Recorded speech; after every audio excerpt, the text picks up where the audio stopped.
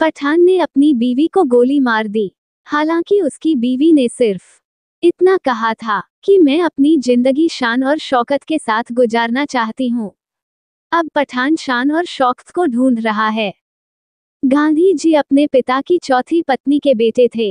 बाबा साहब अपने पिता की 14वीं संतान थे। रविंद्रनाथ टैगोर भी 14वीं संतान थे। सुभाष चंद्र बोस 14 संतानों में 9वें नंबर पर थे। विवेकानंद जी 10 संतानों में से 6ठे नंबर पर थे। कमबख्त हम दो हमारे दो के चक्कर में महापुरुष पैदा ही होना बंद हो गए। लड़की, अगर मौका मिला तो तुम मुझसे शादी करोगे? पप्पू, अगर मौका मिलेगा तो फिर शादी करने की क्या जरूरत है? छगनलाल का पेट खराब था। पत्नी बोली आज वाइन ले लो। छगनलाल शाम को टुन होकर घर आ गया, क्योंकि उसने समझा आज वाइन ले लो। बुढ़ापे का प्यार। एक बार एक बुजुर्ग औरत और एक बुजुर्ग आदमी में काफी लंबे समय से बड़ी गहरी दोस्ती होती है। एक दिन अचानक आदमी के दिमाग में कुछ आता है और वो उस महिला के सामने शादी का प्रस्ताव रख देता है, जिसके लिए वो महिला फौरन हाँ कर देती है। इस घटना के अगले दिन जब वो आदमी सुबह सो के उठता है तो उसे ठीक से याद नहीं रहता कि उस महिला ने उसके प्रस्ताव का क्या जवाब दिया था। काफी देर तक कोशिश करने के बाद भी जब याद नहीं आता है तो वो महिला को फोन लगाता है।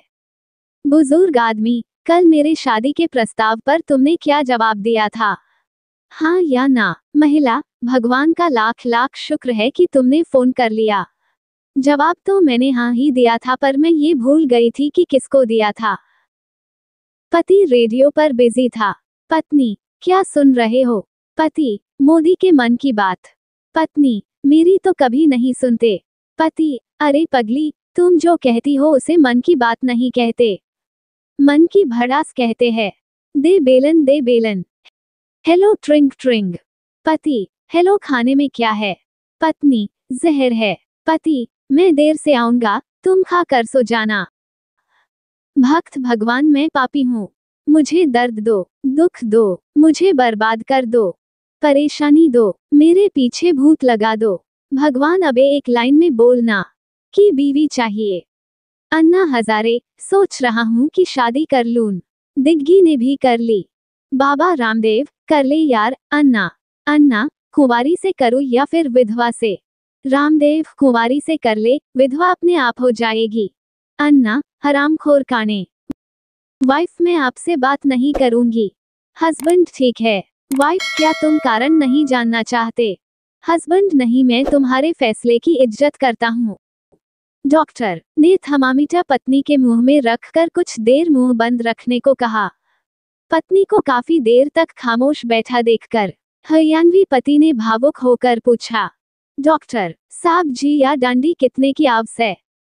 वाइफ, शादी में फेरों के वक्त। सुनो जी, आज से आपके बिना मैं नहीं, और मेरे बिना आप नहीं। 1 साल बाद। रुक जा कमीने, या तो आज तू नहीं या मैं नहीं।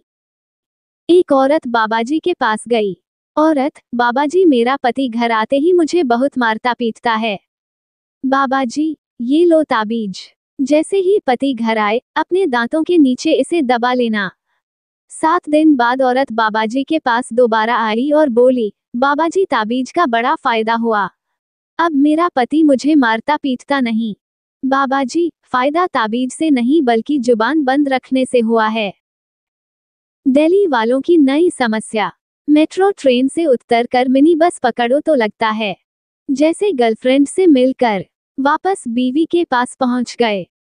पति पत्नी के बीच झगड़े की शुरुआत।